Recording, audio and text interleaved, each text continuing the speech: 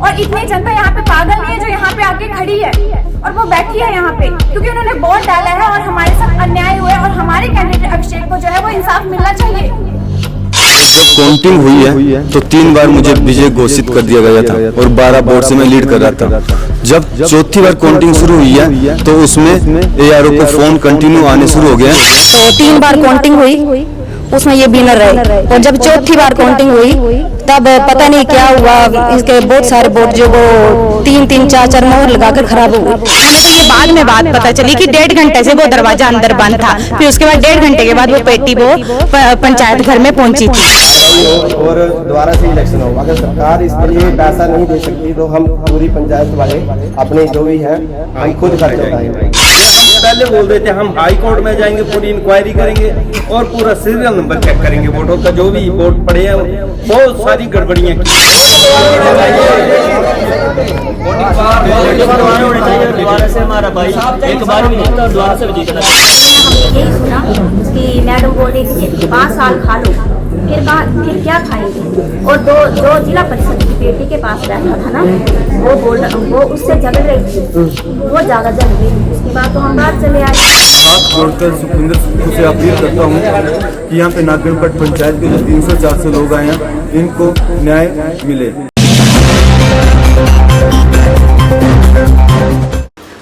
नमस्कार, such time Himachal आपको एक बहुत ही सनसनी खबर दिखाने वाला है। कहते हैं कहीं खुशी कहीं गम, हार जीत सिक्के के 2 पहलू होते हैं, कोई जीतता है कोई हारता है। पर अभिषेक का कहना है कि मेरे साथ कहीं ना कहीं साजिश हुई है, मुझे साजिश के तहत हराया गया है। तो आओ हम अभिषेक से आपको मिलाते हैं और अभिषेक का क्या कहना है, जो कि प्रधान पद के उम्मीदवार नागनपट से थे, जो कि तहसील शाहपुर में पड़ता है।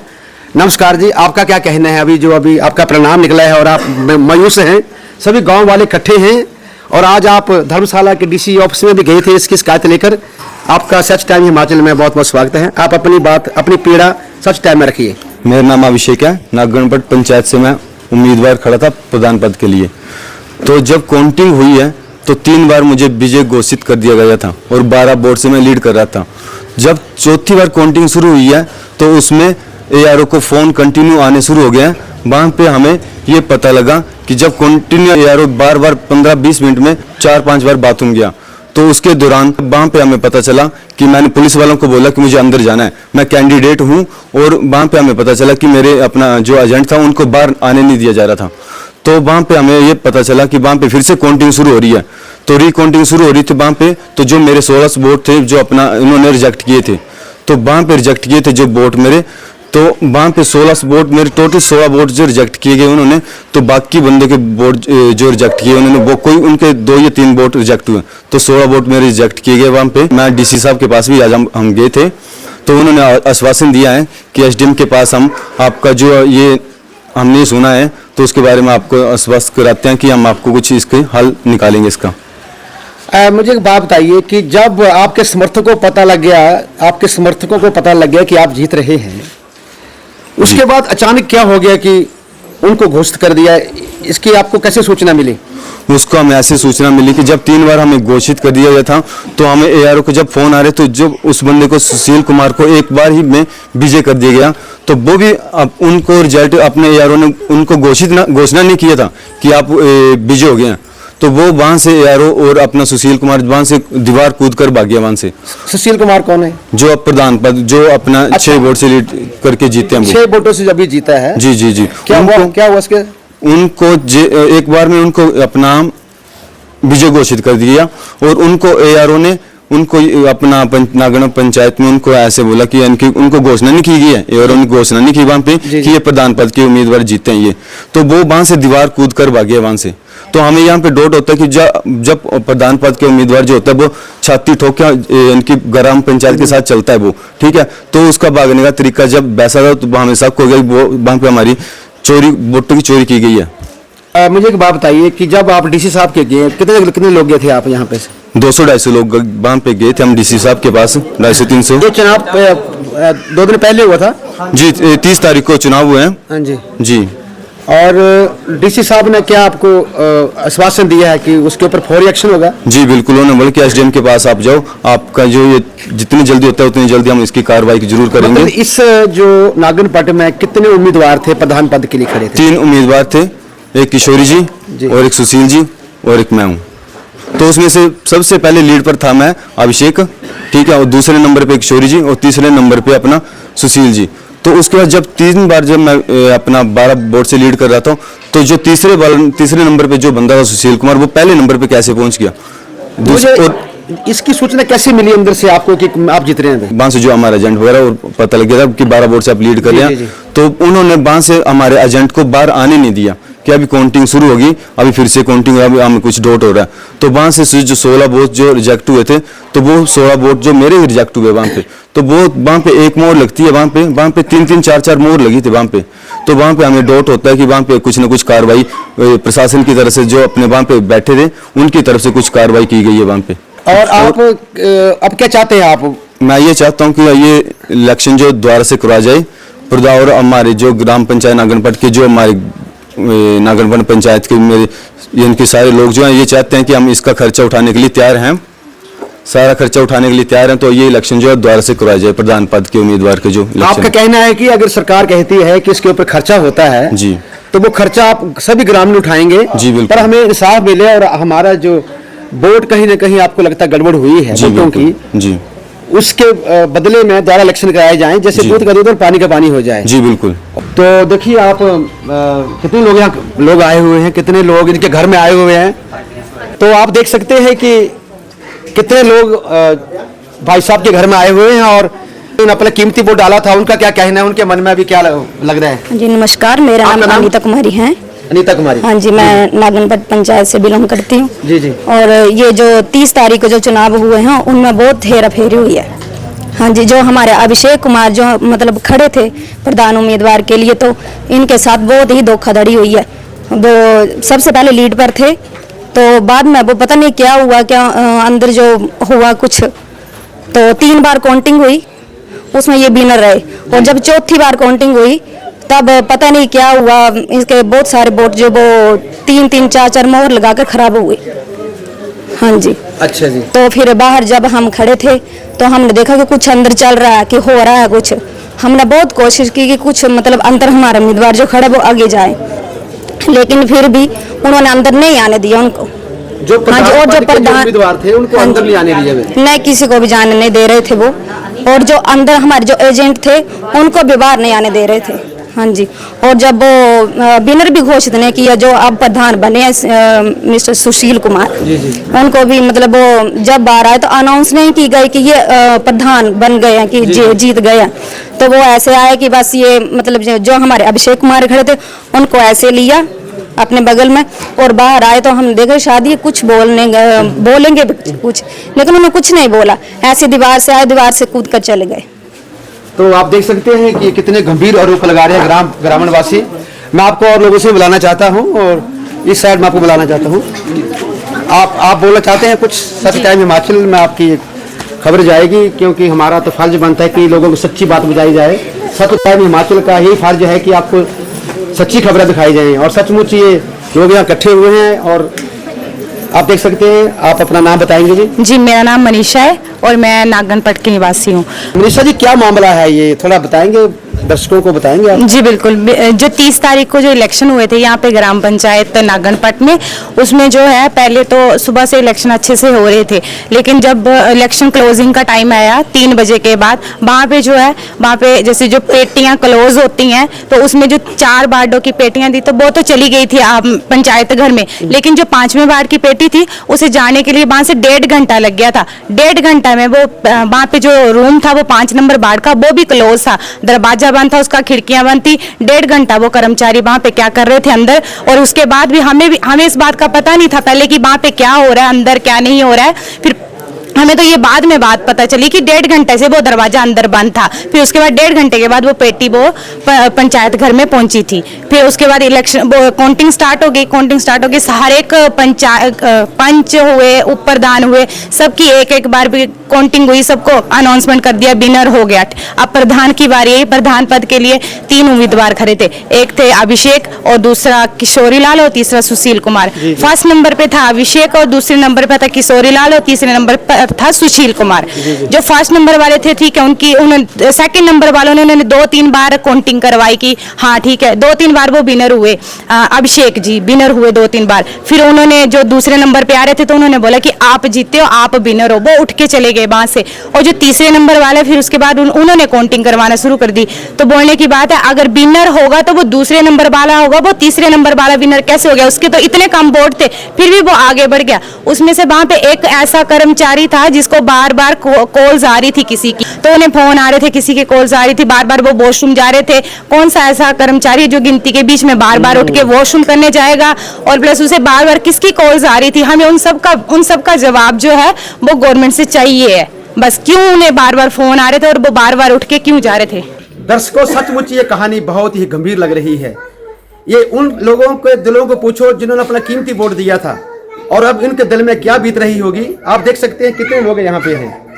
लगभग 300 लोग तो यहाँ पे हैं और वो सभी व्यस्क हैं। लगभग इतने वोट तो यहीं पर लग रहे हैं कि वोट डले होंगे। अब इन लोगों के ऊपर जिन्होंने बड़ी मेहनत के साथ अभिषेक को वोट डाला था प्रधान पद के लिए, इनके मन में क्या बीत रही होगी ये तो यही जानते हैं। और मैं आपको कुछ लोगों से और भी मिलाता हूँ, नौजवानों से मिलाता हूँ। ठीक है, नमस्कार भाई साहब, आपका नाम? विशाल जी, आप किस गांव से हैं? नागनपट से। और तहसील धर्मशाला। मुझे बताइए कि आपकी नज़रों में ये क्या मामला है? क्या लगता है आपको कि क्या हुआ होगा? ये सर, अगर 3 बार काउंटिंग पे अगर लगातार हमारे भाई जीत रहे हैं जी, तो चौथी बार परमिशन लेनी पड़ती है जी। अच्छा, काउंटिंग के लिए? हाँ। ऐसा कोई प्रावधान है? हाँ। अच्छा, वो ये गवर्नमेंट का प्रावधान है। हाँ। कि तीसरी बार से अगर ज़्यादा अगर वोटिंग की गिनती करवाई जाती है तो वो परमिशन लेनी पड़ती है। ना उसमें बंदे ने ना एप्लीकेशन दी ना कुछ दी, फिर भी बंदे को अंदर रखा और काउंटिंग कर दी दोबारा से। नहीं तो इसमें मतलब क्या मामला लग रहा है आपको कि कहाँ वोटों की गड़बड़ हुई है? मतलब 3 बार कंटिन्यू हम जीत रहे थे आप? ठीक है, जीत रहे हैं। चौथी बार हार गए, वो कैसे? और कितने वोटों से हारे हैं? अभी 6 वोटों से हारे। ठीक है, 3 बार पहले कि लीड कर रहे थे 12 वोटों से। जी। और लास्ट में बता रहे हैं कि पहले हमारे थे 12 वोट खराब थे पहले ना, तो जब सब कुछ हो गया तो बोलते 22 वोट खराब हुए हमारे सारे। तो आप देख सकते हैं एक नौजवान जिसने भी अपना कीमती वोट डाला होगा, उसके मन में भी बड़ी पीड़ा लग रही है मुझे। उसके साथ मैं एक भाई साहब को और मिलाना चाहता हूँ। भाई साहब का नाम? नमस्ते, मेरा नाम रविंद्र कुमार है। मैं नागनपट पंचायत से बिलोंग करता हूँ। जी। हमारा यही सवाल है कि 3 बार काउंटिंग हुई है, उसमें से अभिषेक भाई जीत रहे थे, लेकिन जब चौथी बार काउंटिंग हुई है तो उसमें उसके वोट रिजेक्ट कर दिए गए। यानी 3 बार काउंटिंग हुई है तो उसमें वो वोट रिजेक्ट वोट दिखाई क्यों नहीं दी? जब पढ़े लिखे बंदे उधर अंदर काउंटिंग कर रहे हैं तो वो पकड़े क्यों नहीं गए? चौथी बार में ही क्यों वो वोट निकले? क्या उन्होंने सही से देखा नहीं? मतलब सारे कितने टोटल वोट पोल हुए थे? वोट हमारे हुए थे 1030। अच्छा, हाँ जी। वोट तो कम ही थे, कुछ ज्यादा नहीं। हाँ, वोट इतनी तो कोई कम ही थे। कठिन कार्य बनी है कि वो इतने पढ़े लिखे लोग बैठे हैं और वो गिन नहीं सकते हैं। वो तो वही है, जो अंदर ड्यूटी देते हैं वो तो बड़े क्वालिफाइड लोग होते हैं। वो इतने बड़ी पोस्ट पे बैठे हुए हैं, टीचर लोग होते हैं, वो लोगों को शिक्षा देते हैं, वो तो पढ़ाते हैं। वो एक झाड़ना, बल्कि उनको तो पहली बार काउंटिंग में ही पकड़ लेना चाहिए, खराब वोट तो साइड में कर देने चाहिए। उनको चौथी बार में क्या कहाँ से वो वोट निकले? अच्छा। हमारा वही क्वेश्चन है। आपका आरोप है कि चौथी बार ये क्यों अभिषेक के वोट जो मतलब वो स्टार्टिंग में क्यों नहीं पकड़े गए? आप क्या देख रहे थे उस टाइम में, काउंटिंग के टाइम में? मतलब हमारा वही सवाल है कि चौथी बार में वोट आए तो आए कहाँ से?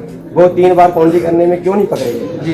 बस हमारा वही सवाल। और आपकी क्या मांग है अभी? हमारे यही मांग है कि कार्रवाई हो और दोबारा से इलेक्शन हो। अगर सरकार इसके लिए पैसा नहीं दे सकती तो हम पूरी पंचायत वाले अपने जो भी है हम खुद खर्चा उठाएंगे मिलके। तो बड़ी अच्छी बात है। देखो गांव वालों का कितना रोष है। शिवा, हर जगह कैमरा घुमाओ और परेशान लोग बैठे हुए हैं और पूरे गांव वाले लोग आए हुए हैं। कितनी महिलाएं आई है, कितने पुरुष आए हैं और परेशान में कैमरा लगा। इस गंभीर मुद्दे पे हर कोई बोलना चाहता है, पर समय की थोड़ी कमी है क्योंकि हमें आगे भी जाना है। एक भाई साहब और अपना दिल का एक दुख आपके सामने इजहार कर रहे हैं, दुख का इजहार कर रहे हैं कि इनके मन में क्या बीती है। आप बताइए सच टाइम के दर्शकों को कि आपको क्या लगा कि कहीं कहीं क्या गड़बड़ हुई, आप थोड़ा बताएं। बहुत सारी गड़बड़ियाँ हुई। मैं तो शुरू से कह रहा था कि बहुत सारी गड़बड़ियाँ। मैं मनजीत सिंह नागनपट से बिलोंग करता हूँ, और जब हमारे जो कैंडिडेट खड़ा था हमारा, वो 3 बार जीत चुका था। हमारे पूर्व प्रधान ग्राम के किशोरी लाल, जब वो बाहर निकले तो उन्होंने हमें बोल दिया कि अभिषेक जीत गया। तो उन्होंने हमें बताया कि अभिषेक जीते, वो तो अपने चले गए। उसके बाद इतनी गड़बड़ी हुई 16 वोट के बाद से 22 वोट पे हमारे वोट कैंसिल हो गए। तो बार जो पहले 16 वोट से जीत रहे थे, नहीं 16 वोट कैंसिल हो रहे थे, उसके बाद 22 वोट कैंसिल हो गए। तो आप देख सकते हैं इनका दर्द है, इनकी आंखों में आंसू भी ऐसा लगता आ सकते हैं, क्योंकि सभी को दर्द होता है क्योंकि 5 साल के बाद इलेक्शन आते हैं और आदमी ने सोचा होता है कि हमारा कैंडिडेट जीतेगा। नहीं, हम तो हाई कोर्ट में जाएंगे, ये हम पहले बोल देते, हम हाई कोर्ट में जाएंगे, पूरी इंक्वायरी करेंगे और पूरा सीरियल नंबर चेक करेंगे वोटों का, जो भी वोट पड़े हैं। बहुत सारी गड़बड़ियां की है इन्होंने। एक प्रधान होता जो गांव का प्रधान बनता है तो वो छाती ठोक के आता है, यार मैं प्रधान बन गया। ढोल वाक्य से निकलता बाहर, बोलो ढोल वाक्य से, वो चोर दरवाजे से ऐसा भाग जनते चोरी करके गया। तो आप देख सकते हैं इनका भी एक दर्द है और सचमुच इनको दर्द हो रहा है इस बात का। आगे क्या मामला है तो हम नहीं जानते हैं, जनता जानती है और क्या हुआ होगा। इसके साथ मैं कुछ नौजवानों से आपको मिलाना चाहता हूँ जो पीछे खड़े हैं। मैं आपको नागनपट के नौजवानों से मिलाना चाहता हूँ जो कि अभिषेक के समर्थक हैं। आप क्या मांग करते हैं? दोबारा से हमारा भाई एक बार भी जीता और दोबारा से भी जीतना चाहिए। इंसाफ चाहिए सर हमें। तो बार ये कि खुले में होना चाहिए, ओपन। और आप देख सकते हैं कि लोगों की मांग यहाँ तक आ गई है कि जो इलेक्शन है वो खुले में होने चाहिए। पर कहीं ना कहीं मैं आपको बताना चाहता हूँ कि कानून के हिसाब से सारा काम होता है। जो चुनाव आयोग की जो प्रक्रिया होती है उसके हिसाब से इलेक्शन होता है। आगे जो होगा वो कानून के हिसाब से होगा। अगर सचमुच इसमें गड़बड़ी हुई है तो वो चुनाव आयोग उसके ऊपर संज्ञान लेगा और आपको न्याय देगा। तो मैं आपको बुलाना चाहता हूँ जिन्होंने पहली बार वोट डाला। बेटा आपने वोट डाला है, जरा उंगली पर करना। और देखिए आप, इन्होंने पहली बार वोट डाला है और इनके मन में पहली बार ही वो चीज़ सामने आ गई है कि मेरे साथ क्या हुआ, मेरे वोट का क्या हुआ है। आप बताइए क्या पूरा प्रकरण है ये? मेरा नाम वंशिक है और मैं ग्राम पंचायत नागनपट से हूँ। और मैं ये कहना चाहिए जैसे कि आपको सभी ने बताया है यहाँ पे कि क्या क्या हुआ है। तो एक बात ये है कि जब दोपहर 3 बजे के बाद जो है जो भी वोट डाले गए हैं उनके ना उंगलियों पे निशान है, ना ही उनके सिग्नेचर लिए गए। और जब काउंटिंग की गई है वहाँ पे तो हमारे जो कैंडिडेट अभिषेक थे वो बार बार जीत रहे थे, और बार बार जीतने के बाद भी उन्होंने कम से कम 6 से 7 बार, 7 से 8 बार जो है उन्होंने गिनती करवाई है। तो हमारे कैंडिडेट को जो 6 से 7 बार जो जीत रहे थे उनको उन्होंने जो है प्रधान पद के लिए जो है वो घोषित कर दिया था। पर मगर उन्होंने जो है उनको प्रधान पद की उपयुक्ति नहीं दी। मगर जो सुशील कुमार है उनके एक बार बोलने पर जो है उनको जो वो बोर्ड से जो उन्होंने 22 वोट हमारे खराब किए, इतना उनको वोटों की हेरा फेरी करने के बाद उन्होंने जो है उनको जो है प्रधान पद के लिए उपयुक्त कर दिया। और वो दीवार कूद के भागे हैं। और कौन सा प्रधान है जो जीतने के बाद जो है वो मेन गेट से ना जाने के बाद जो है वो दीवार कूद के भागता है। और हमारे यहाँ पे एक बात हुई कि पंचायत में जो है कोई स्पीकर किसी भी पंचायत में किसी पंच की, किसी उप प्रधान या प्रधान की कोई भी जो है अनाउंसमेंट नहीं हुई है कि हाँ ये जीते हैं और ये हारे हैं। क्योंकि जो जीतते हैं उनकी अनाउंसमेंट कम से कम होनी चाहिए। और मेन बात ये है कि हमें जब दोबारा इलेक्शन करवाए जाएंगे तो हमें वो ऑफिसर नहीं चाहिए जो पैसे जिनके मुंह पे मारे और वो बिक जाए। हमें ऐसे ऑफिसर नहीं चाहिए।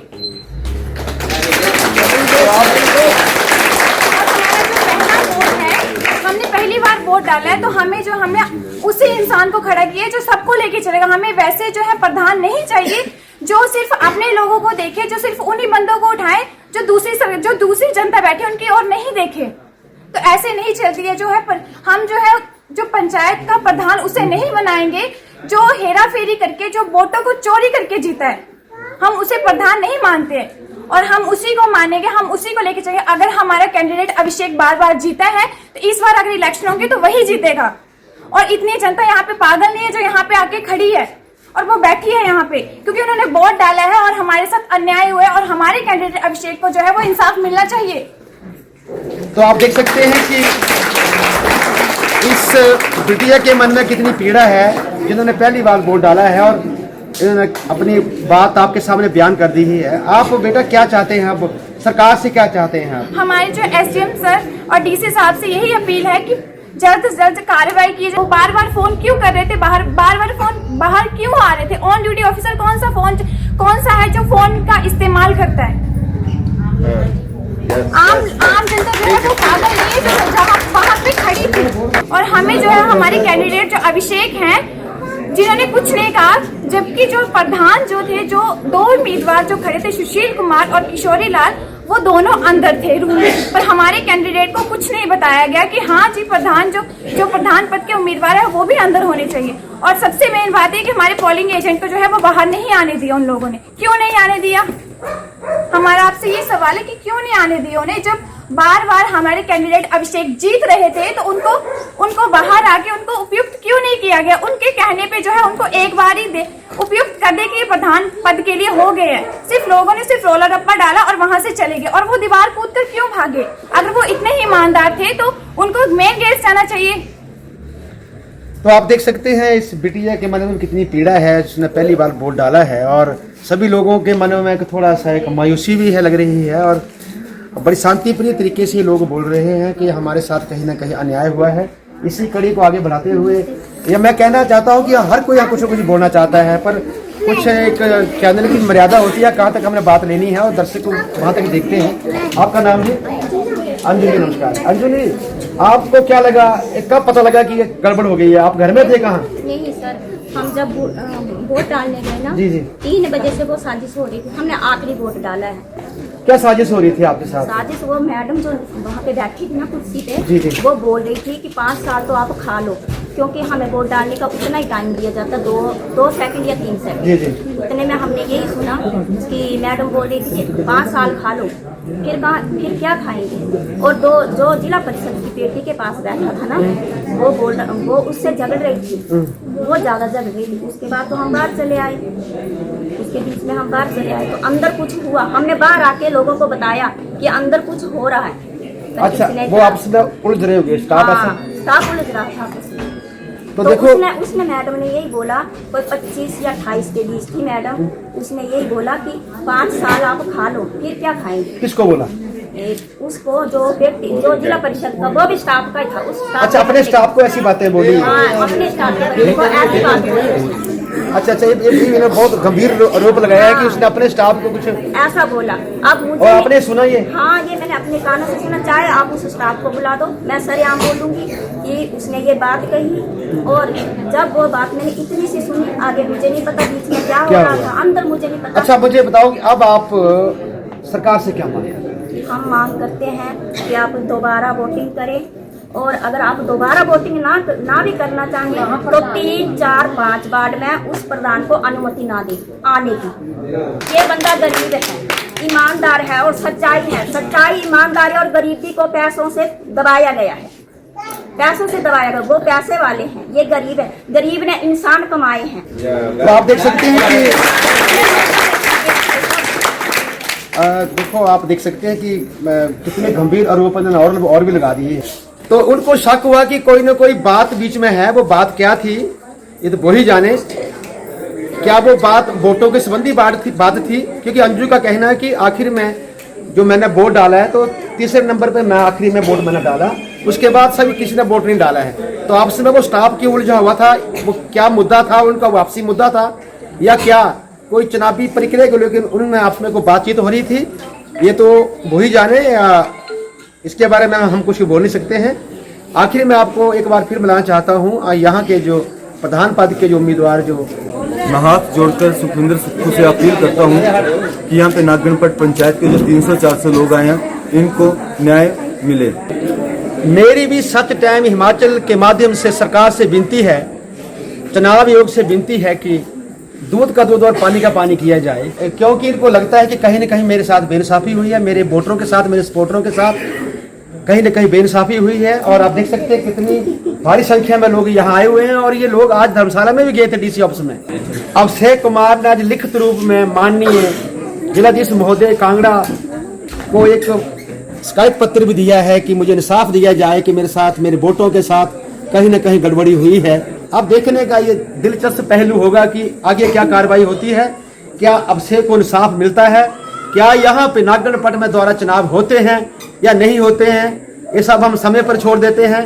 इसी के साथ मैं आपके साथ कमल सरोज, सच टाइम हिमाचल से, और मेरे सहयोगी अनिल कुमार। जय हिंद, जय हिमाचल।